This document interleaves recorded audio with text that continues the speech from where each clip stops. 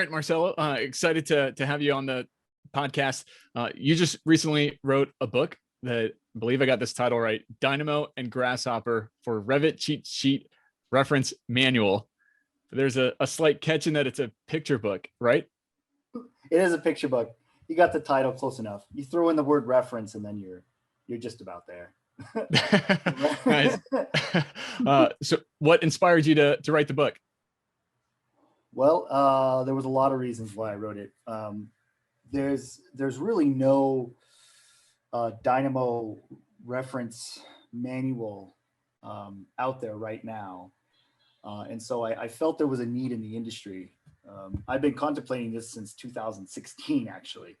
And it just came out the end of last year, 2020, December 2020. And so I've been creating a catalog of examples that I wanted to put together and publish. And it was really, the idea was, it was kind of an extension of what I was doing when I would present and make handouts. I realized it was a lot easier to put them in these one-page formats that I then called cheat sheets. And so by doing that, I wanted it to be easily digestible content and not intimidating. And so so that was kind of the premise of the book. And then I needed to get something out there because there wasn't really any book out there on Dynamo. And so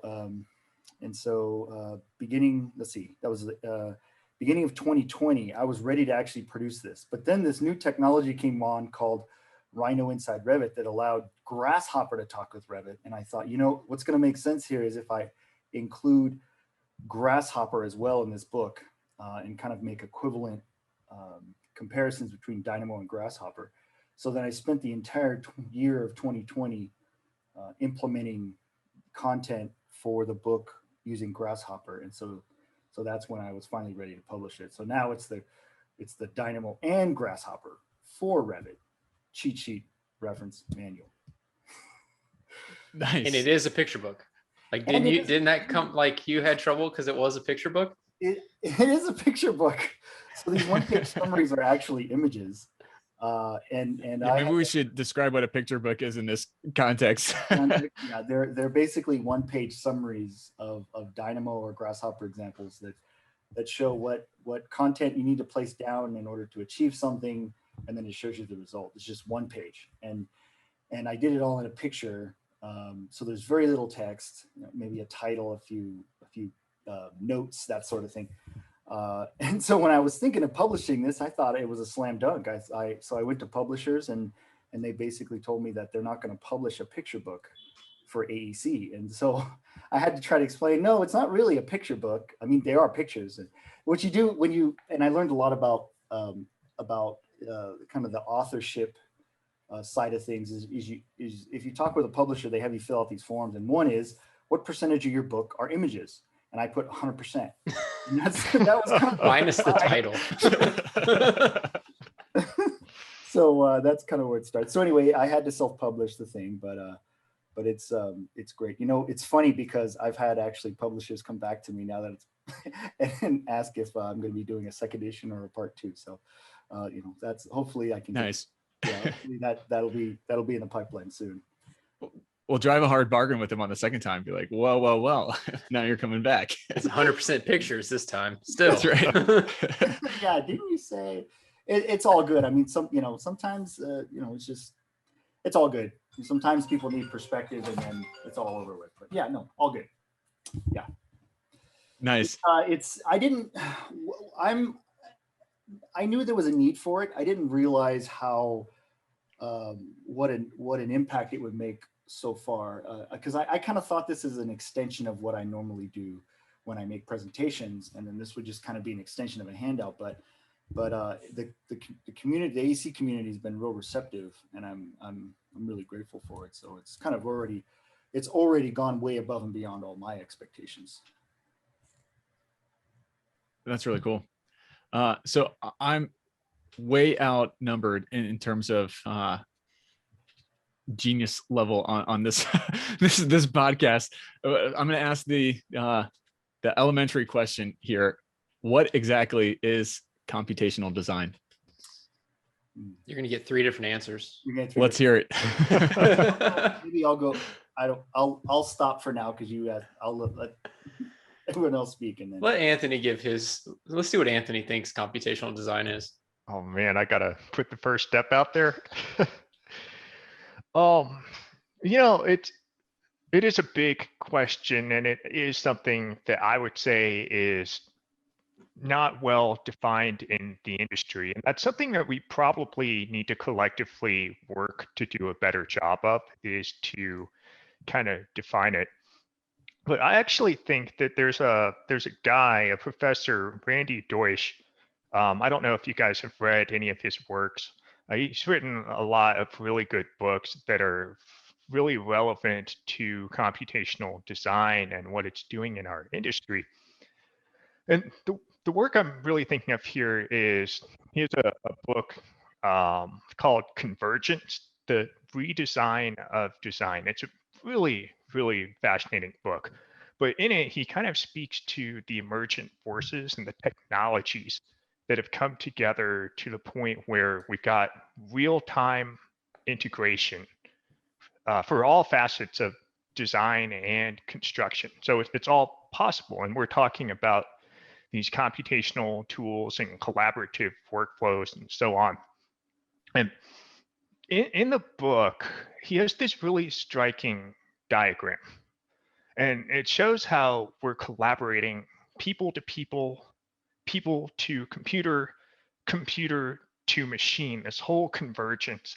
And I think that's really what the essence of computational design is, this convergence of a problem-solving methodology married to an algorithmic process, person to computer to machine. Internally, we've been talking about this a lot. The 3 of us have talked about this more than we probably cared to. And we took a look at what computational thinking was. And, we wanted to distill it down to like the most simplest thing. You look at computational thinking, and again, like Anthony said, it's this problem solving methodology. So it's a way we solve problems. And there's 4 steps that are kind of fall into this. And, Todd, you said you didn't necessarily know what the computational design may mean, but you may actually participate in this type of methodology because you take this big thing and you break it into parts. You look at those parts and then you see what is similar about them. Are there any trends or patterns that you could kind of pull out?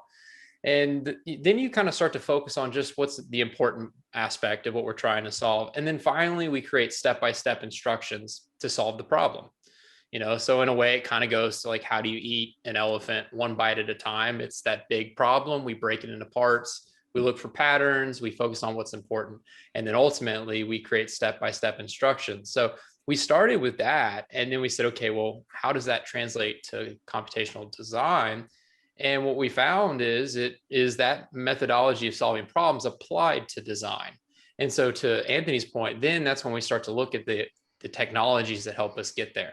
But we found that starting at like the simplest form and just looking at it like that, not even talking about like what is breaking into the parts means, like decomposition. It doesn't matter what that means. Let's just focus on the steps that it starts to become something you can really grab onto. Wow, those are great answers. Can I chime in too? Go for it.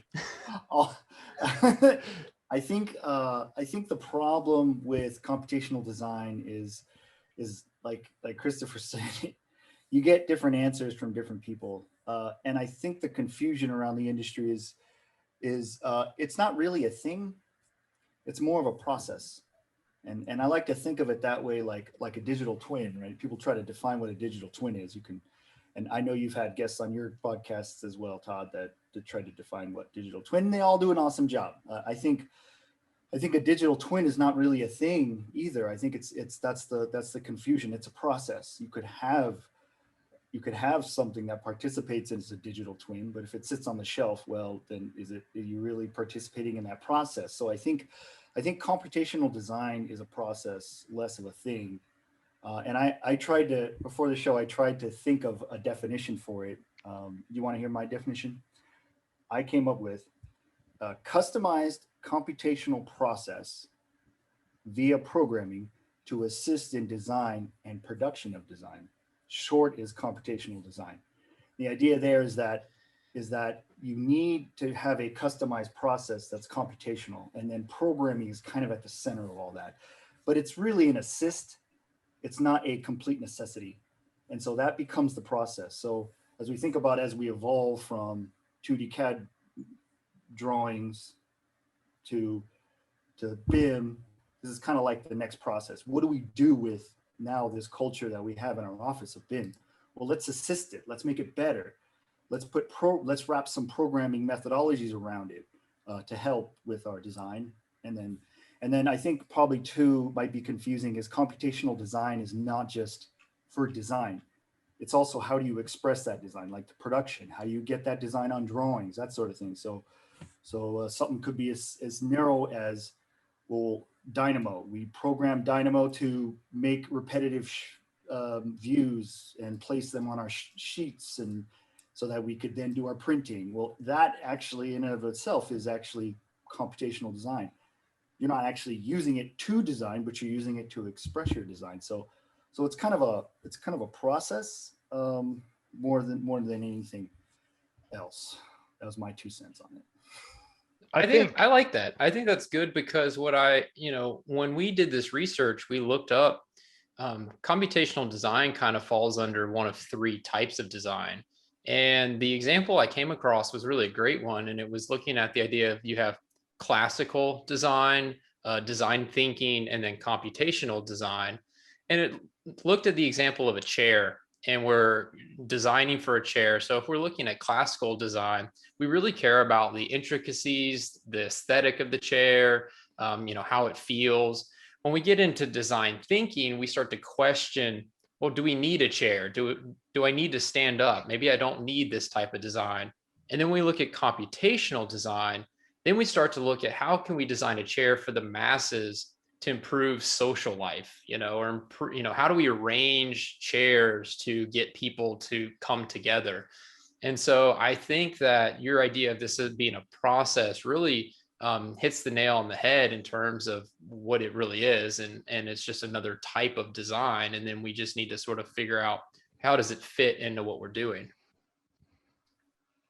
Yeah, I think that evolution of BIM is an interesting train to think about computational design. But on that vein, then who are the people that actually care about computational design and would like really use and leverage this new thought process? I mean, I'm gonna have to step in and take that.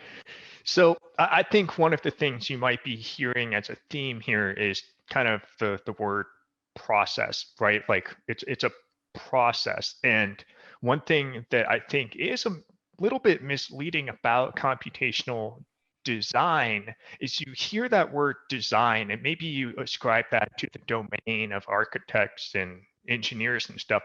And while there's some validity in those people, those groups absolutely benefit and use computational design.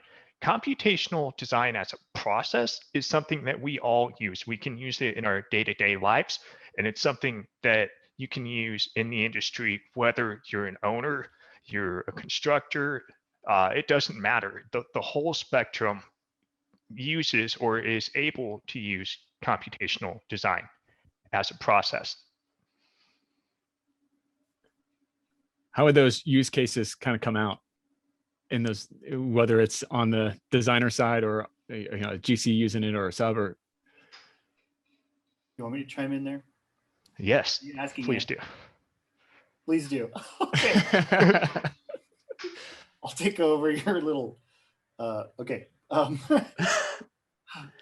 Yeah, I think what Anthony's trying to get at is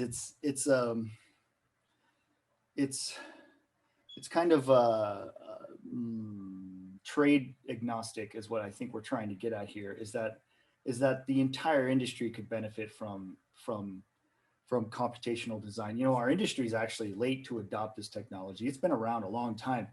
Like the automobile industry, the airline industry, they all use these kind of processes and they've been using them for a long time. that's just kind of the nature of, I think, our industry is I'm putting in quote unquote late adoption compared to other industries, right? But certainly ahead of other industries, but anyway, what I, so that's what Anthony's getting at. That's a great point. The way I look at this is not necessarily who should be using it. I look at it as like it's a cultural shift that needs to be realized in companies. What you may find if you survey companies, I'm going to just say companies in general in the AECO space, whether they're designers or contractors, is you'll find pockets of them within companies that use technology, use computational design. But what you'll also find is that there's not a lot of companies that have full-scale cultural adoption of computational design. And I think that is the place that I would like to see all companies get at. I mean, if you use the analogy of BIM again, right? Like 10 years ago, firms would say, well, we're building 3D models, right? So we're kind of using it, right? But now you survey firms, they say, oh yeah, BIM is our culture, from marketing to the directors of the company, to the contracts they write, all the way down to the project managers, to the users, for construction, the ones out in the field, the ones doing the shop drawings. Like BIM is a culture of the company. So the way I like to look at this is I would like to see, I think we're saying, we'd like to see the cultural adoption of computational design and not just little pockets. If you get a cultural buy-in of this technology, it's a lot easier for adoption. It's a lot easier to have that kind of mindset, particularly within a company, when you work with individuals within a company. But also what computational design too does is it allows you to reach out with technology and interact with other groups on your team, between contractors and designers and subcontractors and fabricators and whatever else. So if you have this culture of computational design, then it's easier to spread that out in your company as well as outside.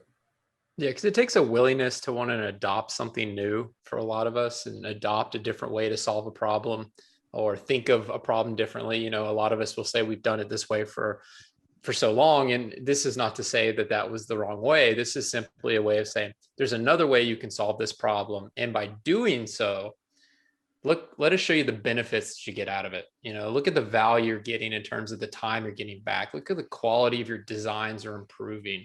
Look how your firm is growing by being able to do more with less.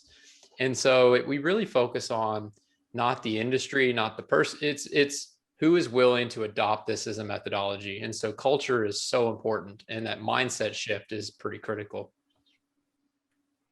Yeah. So really, computational design may just be a fancy way of saying growth mindset.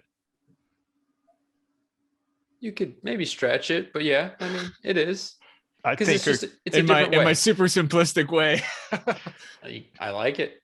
No, I think it's a so. key part, right? Like that's a key part of successful adoption is you have to have that mindset. You have to recognize that computational design does equate to growth, right? Return on investment, and the way that it can transform your company, your organization. It is something that requires a growth mindset, right? It requires you to be bold and say, we're going to make this leap, even though maybe it's a little daunting, a little bit more complex than what we're familiar with. But ultimately, the payoff is going to be so significant that we feel compelled we have to do this. I think it kind of makes you future proof in a way, in the sense that, like, if you adopt a mindset like that, your ability to scale and be sustainable long term kind of become this like invincible company that's able to adapt to whatever new thing comes out. I think this is the first step. Yeah. Can I chime in? Todd, I like your idea of growth mindset. That's important. It's about mindset. And there's a lot to say there. But okay, so with growth mindset, I think that's important for any facet of any business of any professional. Or if you think about it in the context of computational design, it can easily be overlooked unless every individual is thinking about, in a company, is thinking about growth and culturally like accepting this technology or any technology, like culturally. Like, so you could think about if say you're a principal of a company and you are also a designer and you're designing and you have your own methodology to do that, but you know that individuals in your company are using computational design to make their lives easier and that sort of thing. You need to ask yourself, am I part of that process or am I not? Is there anything I could be doing as an individual? Because it's easy to say, yes, we are doing this, we're doing that. But are you really questioning what you do professionally that would affect this process? So for example, if I was a designer in a company and I used a pencil and paper, but that's the way I preferred it, but I wasn't really contributing to this process to help make my company better.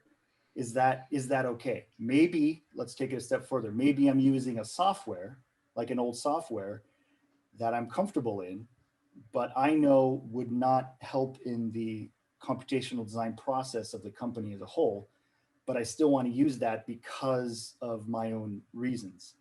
You know, are you contributing to this growth mindset if that is acceptable to you? And, you know, I kind of think about this as like being wasteful and not being wasteful and being recyclable, like recycling, quite honestly. If you wanted to recycle an aluminum can, and you had to throw it in the garbage, you may even feel a little guilty about it, right? Or if you bought an aluminum can that you drank out of, but it could not be recycled because maybe there was some plastic on it or whatever, and it was refused by the recycle company, whatever. You may actually think, you know what, I'm going to switch and use a different can. I may pay 5 cents more or something, and I want to do that. Right? It's kind of like culturally ingrained in you to want to recycle, at least I would think. So if you're that kind of individual, then how are you recycling things within your company with the processes that you're using? Or do you have a process that you're using that can be folded into this computational design? Are you reusing the models that you're building, or are you just throwing them out? And so these are the kind of questions I think have to come up, and they're hard questions to ask, and they're hard questions to answer because it may require individuals in a company to make changes to make this process more seamless and more efficient. I was going to say, stop buying cans. That's a good one too. So one of the things that I kind of hear screaming in my head, maybe from listeners listening to the conversation, is how you know, a lot of this is it could be theoretical, or you know, it may sound theoretical, of adopt a growth mindset, you know, change your thinking and seek to improve. But which anybody that listens to Bridging the Gap is going to know I talk a lot about growth mindset. But how do you actually do that to accomplish the potential of computational design? Ask for help. Yeah, I mean, you know, there's a ton. I mean, there's a ton out there, and it seems like this daunting task, but really it's being able to accept the willingness to learn. That you on yourself have to be able to do that. Like, I want to learn this new methodology, or I'm open to it. And then ask for help, you know, whether it's your peers inside that you work with, or your peers that you know are already working on it, and start to think about things that, you know, it depends on what part we're focusing on. And, you know, when we say like, how can I adopt something like this? And, you know, there's low hanging fruit that you can establish. Like when you say, man, there has to be a better way. This takes me too long every day. You know, those are the type things you start to question instead of just doing it. Question, is there a better way that I can do this? I may not know the answer, but I'm at least sort of taking that step to acknowledging that there maybe is a faster way, or there maybe I can do this slightly different.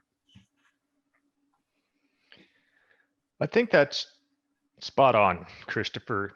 And I'd like to add to it, especially with your kind of background in innovation. I think in a lot of ways, it requires a similar approach to implementing innovation, right? And building a framework that allows us to capture ideas and capture processes that exist within our company, and then to question them, right? To interrogate and say, why are we doing this way? And then at that point, just by starting to facilitate that conversation and introduce transparency so that others can kind of gaze upon these same problems, that's really where I think computational design and innovation in general can flourish, right? Questioning those things is so important. I remember I came across something when I was doing research, and it was the greatest thing. This CEO came up with this idea of kill a stupid rule. Like, that's what he called it. And he would ask his team to submit a rule that they have to do on a day-to-day, like submit my timesheet. And he had there was some framework, like you can't do anything that maybe is required by the government, but submit it. And then they would have this big ceremony. They would vote on which rules they thought were stupid. And as the CEO, if he kind of agreed, they'd have this sort of ceremonious, we're not doing this anymore. But what it was this way of really acknowledging or pushing back a little bit on the day-to-day status quo and saying, do I really need to do this? I do it, but why am I doing that? So yeah, creating that framework is so critical to really just challenge what we do day to day. Yeah. Are you waiting for me to say something? I mean, you look like you're about to talk. I was about to, but for everyone else that can't see, he's leaning into the mic, ready to go. Ready to go. No, Christopher and Anthony, I think you summarized it great. Question what you do. And I think it could be overwhelming too. The good news about computational design is it is a process that is assisting. So it's not, I think if you look 10 years ago with BIM, you had to kind of sink or swim. And I don't think that's the situation now. It certainly could benefit you, make you more efficient and all that stuff, but you don't have to sink or swim with it. So you could take small baby steps to get it introduced into your company, to get people convinced that it's the right thing to do, start pilot programs, start in pockets, and then eventually move it into something you could adopt culturally in your office. And get Marcelo's book. Get the book and put it on there. In the virtual conference room, I suppose. But yeah, I think you don't want to you can get overwhelmed easy, and it's hard to know where to start. I think finding just one thing to save time with, one thing to assist you with. And like Christopher said, maybe you do those exercises or throw out the stupid rule. Okay, what's that stupid rule? Find it. And if it's something that computational design can help you with, maybe either learn how to solve that one thing or get someone in the company who could do that. And then you float on that idea. You figure out maybe we're saving an hour a week. Wow, that's a lot of time and money, that we're saving. Okay, then take the next step. So marginal gains, small changes lead to, large overall change. Yeah, certainly. And what's really nice this day and age is because programming is at the center of all this, you don't need a computer science degree to do it because of the visual programming tools that are out there now in our industry. So particularly Dynamo and Grasshopper, they allow you to do programming through visual boxes and wires. Although I get in trouble every time I say that, but they're really it's really visual programming that could bring programming to the masses. And so it's really not as difficult as it used to be. So I want to throw out some probably red meat to you three. How do you push back on the people that say, why do I need to question what I'm doing right now? It's working. It's worked for me for decades now. I'm good. I'm making money. I have no time to really sit and handle this fluff. Do you want to make more money? Well, bringing it into the construction industry, there's people are satisfied, not people are used to the 2% profit margins. And so a lot of people don't even question it. They're like, yeah, that's what we have. That's our cap. We know that we're never going to really do much better than 2%. I have a comment on that. What we've found is that this computational design is trending towards being the future of AEC. So if, for example, you decided not to adopt it and you just sat back, I could imagine a scenario where eventually your competitors would, and then at that point you would be less competitive. And so just that alone would merit some investigation into this technology, or you could wait it out and see what happens. Well, I wouldn't recommend that. Marcelo, you just gave my my favorite pushback line on this is with the competition aspect of it. Maybe that just speaks because I'm freakishly competitive, but I love it. It's a great one. It can be a competitive advantage. And, Marcelo, I kind of watch back your New Zealand user group, and you put up one of the key words you put up, which we haven't talked about, was, I think, customizable and accessible, but customizable. So like, there's a big part of this that we haven't really looked at. That do what? You listened to that whole thing? I listened to the whole thing. I Holy did. smokes. I know.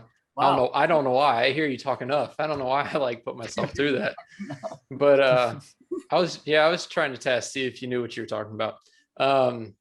You did.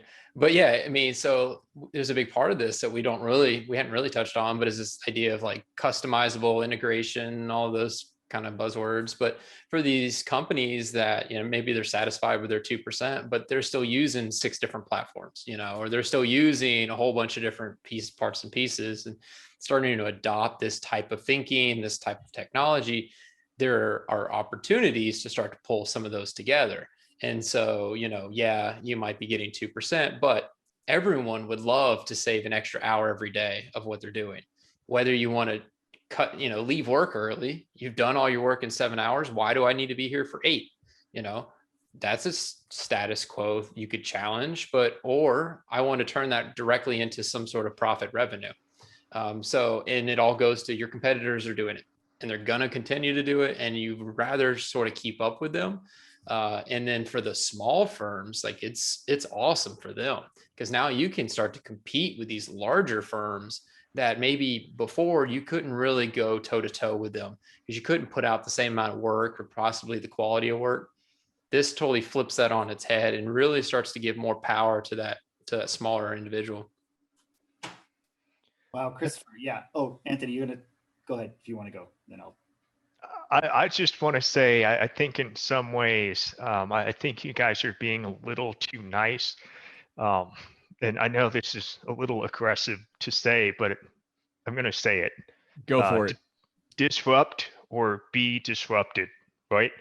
Like at the end of the day, recognizing where the trajectory of the industry is going, if you're going to sit back and be complacent, you're giving up a competitive advantage in the industry, and ultimately your year-over-year returns are going to reduce on the margins, while your competitors are looking and they are innovating and they are taking advantage of things like computational design to transform the way they work and transform their profit margins.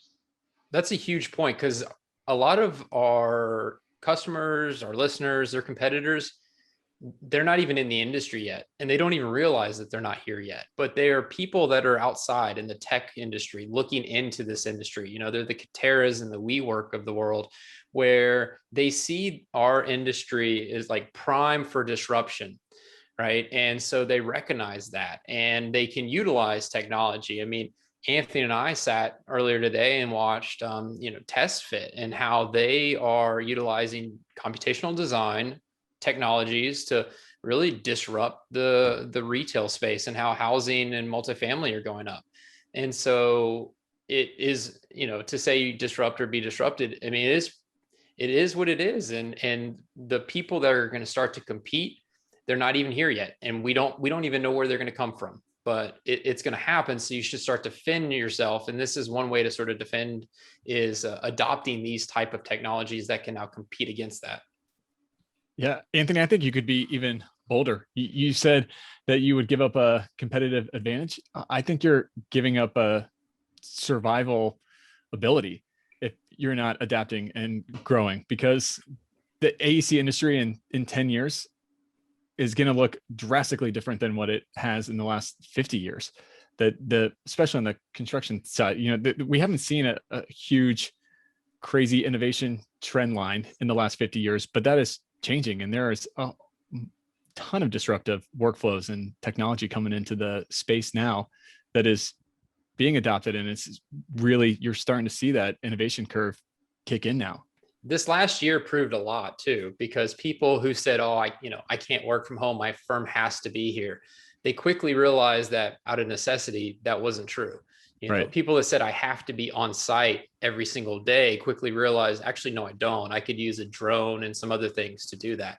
And so I think now what has happened after going so long in this way is people are getting used to this is the way, or this is a way. And so now people are thinking a little bit more and like, oh, well, that was kind of cool. What if I do this? And some of the greatest things that we use today, like the Airbnb, Ubers of the world, they came out during a crisis, during like 2008 and some of the recession times. So firms now are getting started and they're kind of looking, whether it's in this industry or not, there will be something that comes about. And so I do agree that you're going to see a lot more now because it's started to happen already.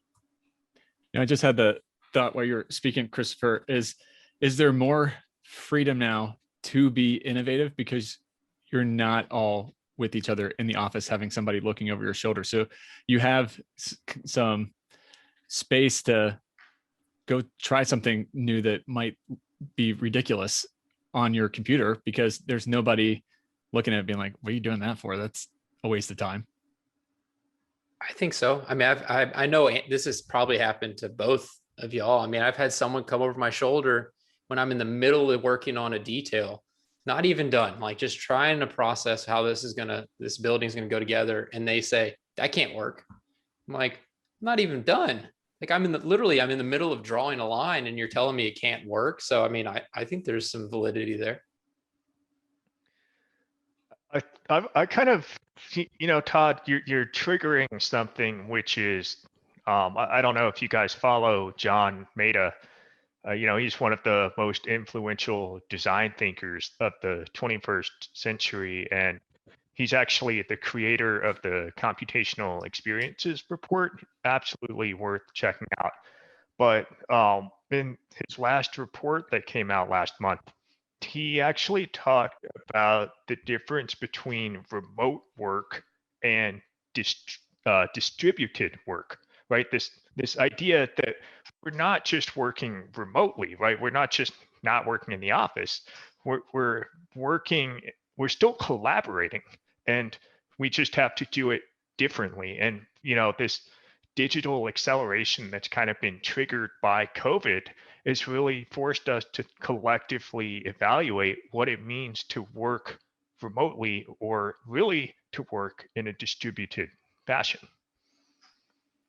So you get kind of this asynchronous innovation that happens, and you have to figure out how to communicate. You have to overcome those challenges. And that's where innovation comes from. Mm-hmm. Yeah, that's really interesting. So I know, Anthony, you and Christopher have been doing a lot of work on the applied side to, do a lot with computational design, and wondering if you guys can speak to Marcelo's role in helping to really kind of train and level up with that program as well too. Yeah, I can, so Marcelo he's been super influential in terms of really trying to up our skill set. So, when we started working with Marcelo, and we had a handful of folks on the team that we've been dabbling in computational design, or we have spent a lot of time maybe in one of the areas, but it's been great because now we're able to sort of get, a third party can come in and sort of give us a different perspective. Especially Anthony and I have been so heavily involved, but we're both from the architectural design side. And then to be able to talk to a structural engineer who thinks differently than we do around the same topic has been pretty great. Being able to sort of up those skills, not just for us, but for some of the others on our team. I think, one of my favorite things about even having Marcelo, kind of consulting and working with us is he brings startup energy, right? When you talk about a startup, it's typically there's this idea and we're all buying in on this idea and we're all committed, we're all in, and we're living and eating and drinking on whatever this is, and we're going to see this thing through as a startup. And Marcelo comes in and he brings that kind of energy and he brings that passion. And whether you're in an event, that Marcelo is presenting at, or that you're in training with him, it's hard not to be infected by that and get really excited and passionate and want to go out there and, really just be great. I think everything that we're doing here at Applied with Marcelo in the fold, it just inspires me at least to try to be better. And just, for that, Marcelo, thank you. Sure. For all the listeners, if you're kind of wondering, I decided to help out Applied internally. We kind of like a natural extension of when I'm on stage doing presentations. Well, it used to be across the planet, but now it's virtually across the planet. It's my whole idea here is to help learn technology and teach it to the industry so that they could digest it and just make our industry a better place to live in. As demands got higher on my ability to do things, kind of above and beyond just what I would do teaching on stage. I thought I needed to partner with a well-known group that does like world-class gold standard services to the industry, and so that's why I'm here, and I've partnered with Applied. It was just to find a way to help facilitate some of the things I've been doing for the industry, and through that kind of partnership has come these other conversations, which is, well, how else could you assist us internally? What do you have to say about our processes in-house, that sort of thing? So that's kind of what they're alluding to right now. Well, I'll just say the training that you've done with people on our team has been awesome. It's been awesome to see kind of the skills level up and the minds opened. Oh, good. Yeah, that's just been my philosophy all along with kind of training anyone, whether I'm up on the big stage or in a small intimate user group or in a training session is really, at the end of the day, it's you're showing someone how to kind of push buttons in a certain order, but there's meaning behind it. There's passion behind it. There's a bigger picture involved with just the order at which you push the button. So if you can inspire someone to find meaning behind the order at which you push buttons, then you have something special, because then it's meaningful and it's shareable and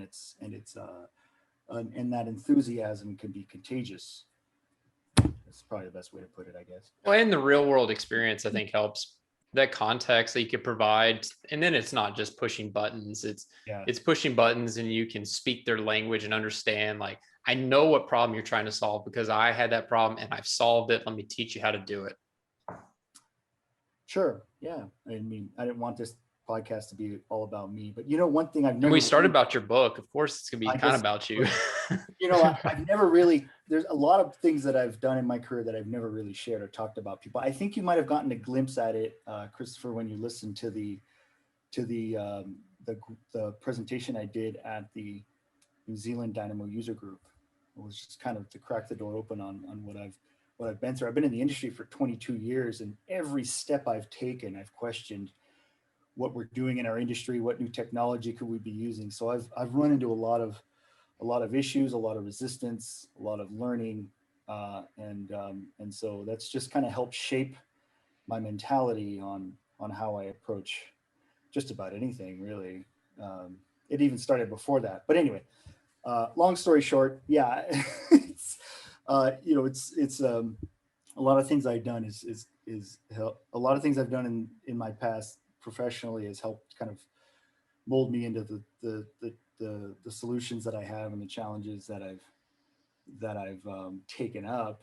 A lesson I learned a long time ago, maybe 14 years ago, was the problems anyone who I'm trying to help outside my company have unique problems that I've probably never dealt with personally. Like a good example is when back 10 years ago, maybe, I've had people say that they have a hard time modeling topography in Revit, something simple, right? Now, I never used that in my company, and I've never actually really used the topo modeling tools at that time. But I thought, well, how hard could it be? So I spent an entire year researching and training myself up on using topography tools in Revit.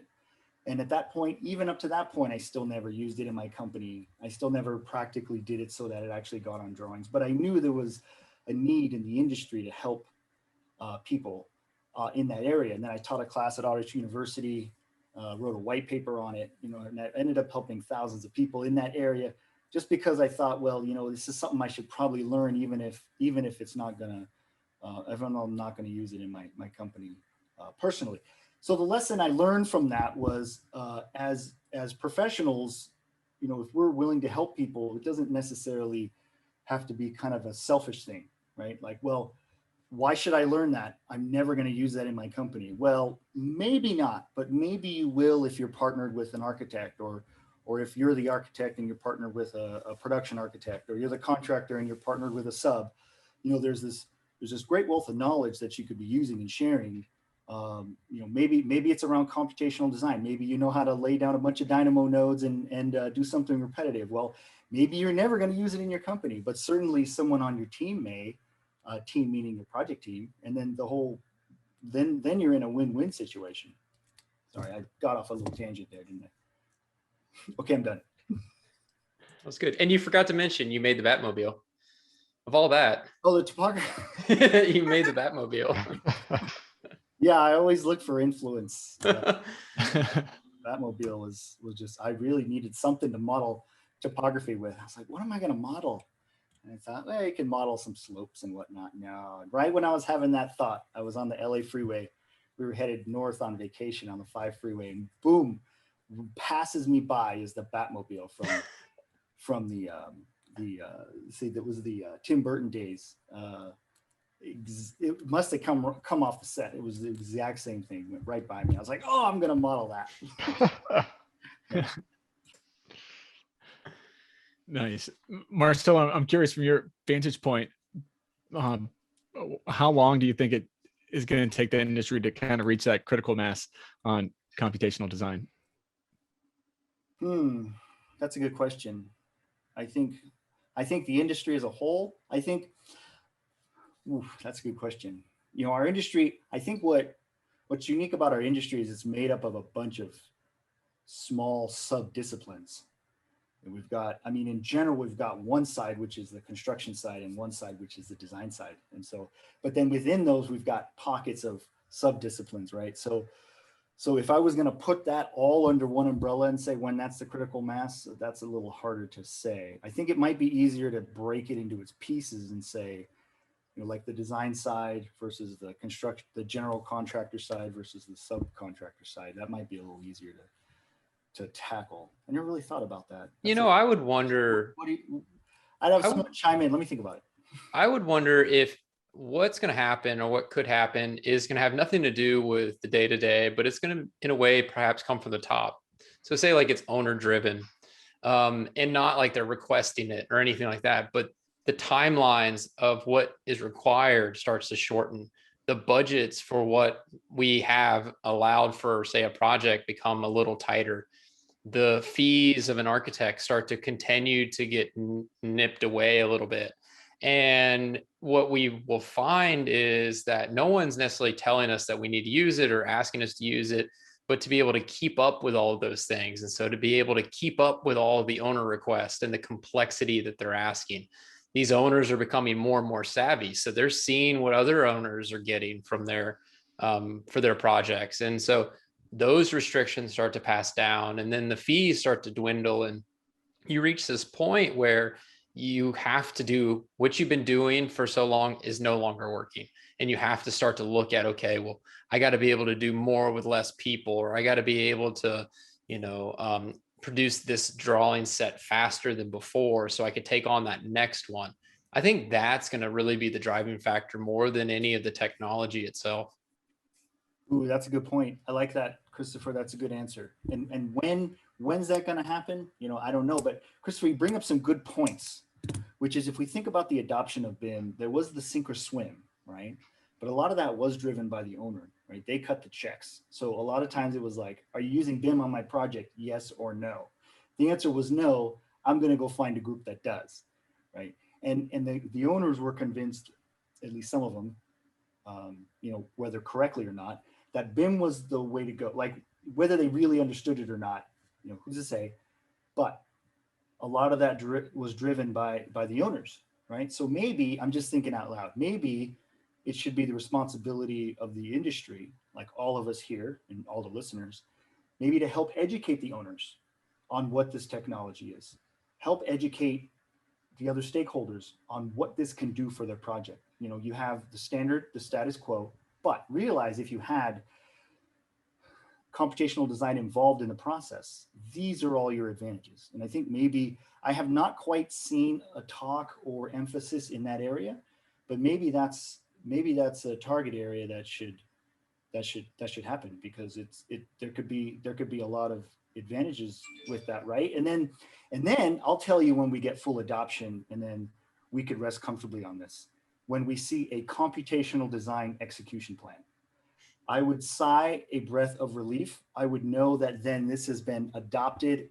BIM is part of that, but it's just part of it, because now culturally across the offices, across all the partners in a project, they're all thinking about this and using the technology.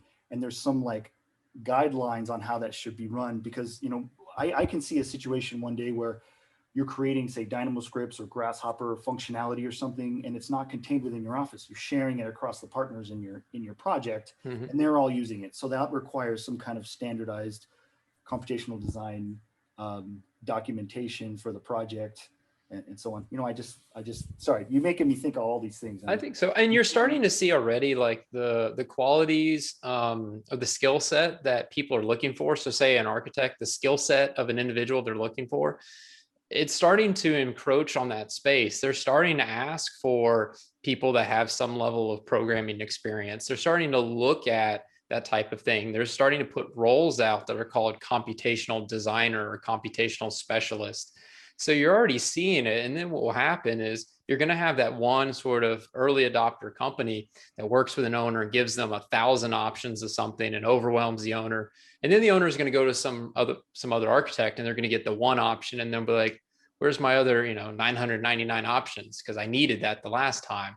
And it starts to put that pressure kind of on. So one person, essentially, it's like peer pressure across the organization or across the industry. So Christopher, are you saying then that when people update their resume and they know Dynamo, they should say, I know Dynamo and computational design? I think that holds a lot of weight. Yeah, I think so. I think so. Did you hear that, everyone? Put it on your resume. Get the book, take a class, and put it on your resume. Open a Dynamo script, build one, save it, and then get it on your resume that you have computational design experience. Jiggle one node. From the recommendation from Christopher. Nice. Well, and wrapping up, you guys want to plug anything in specific? Obviously, go get Marcelo's book because it's amazing. But Season 2, AEC Disruptors is coming up. Can't miss that. that's Or right. season 3, actually. Season 3. I missed the whole wasn't gonna second correct you. season. Wow. We'll just edit it and post. No, leave it. Let everyone think I thought there were 2 seasons. No, season 3. You almost had the editor jumped in here. We're gonna hear from Eric in a second. All right, hold on. The We'll do whole this again. audience Ready? can- I've edited enough of these, Eric. I know how it goes. Ask your question, Todd. You can just start with yours. Yeah, because you didn't screw up. It's gonna make a great blooper reel, though. I love those. Season 3 AEC Disruptors coming out a couple weeks. Got to check it out. Awesome. Anthony, you got anything you want to highlight? No, this is great. Really enjoyed talking and being on the show. Love what's going on and looking forward to see what comes out of computational design in our industry. For sure. All right, Marcelo, how do they get a hold of the book? You can find the book. You can go to the dedicated website, aeccheatsheets.com, or you can go to Amazon and search for it, or just type it in Google. You'll eventually get there. That's how you do it nowadays, right? I don't know if you need to give out your contact information anymore. If you just Google your name, and then they'll find you. You can find anything. You can then find what house they own, who owns the property, how many people. Always like, how do they get a hold of you? Well, how do they not get a hold of you? That's right. Google owns the world. Just embrace it and enjoy it. Yeah, I imagine in the show notes you'll also put links as well for Yep. for this fine company as well as the book. Yeah. Definitely. All right. I got a final question for everybody. Christopher, you've already answered it. If you want another bite of the apple, you can, but what does innovation mean to you? I pass. Ooh, can I go? Go for it. I don't know if that's a hard thing to define, but I definitely can say this. If you're not pissing someone off, then probably not innovating because when you make change and it really make change that's important, then you're going to be pissing people off. And it's just natural, unfortunately. So if you're making change and you're pissing someone off, you're probably doing something right. As director of innovation, I approve that message. That's awesome. That is a one I haven't heard yet, Marcelo, but I love it. That's amazing. Anthony, your turn. Whew. Good luck. Oh yeah, it's hard to follow Marcelo on that. No pressure. No pressure. I could give you a really long-winded answer. I'm personally really passionate about innovation, but I think ultimately what it boils down to is innovation is really about commitment to excellence and commitment to continuous improvement. If you're not committed to those things and you're not supporting innovation in that context, and I don't personally believe that you're trying to be the best you can be. Pretty good. That's a good one too. Yeah. Nice. Christopher, anything on your end to wrap up here? No, man, this was good. I enjoyed it. We said this was a podcast mashup, but actually, what is when 3 podcasts come together? That's what this episode is. Because Marcelo has one. Yeah, Marcelo, I you have one. You have one. plug your podcast. We didn't talk Where about can people find that? I do have a podcast. It's called Simply Complex. You can find it on simplycomplex.org. Yeah, it certainly do have a podcast. Yeah. I forgot about that. It's a lot more raw than this one. Yours are professionally produced, and I'm impressed, really. But yeah, if you ever want to catch it, aeccomplex.com. It just went out. Done. We lost Marcelo. All right, conversation done. That was awesome. Thanks, everybody. There he is. I'm here. Is that like the mic drop of Stu? The virtual mic That's drop. right.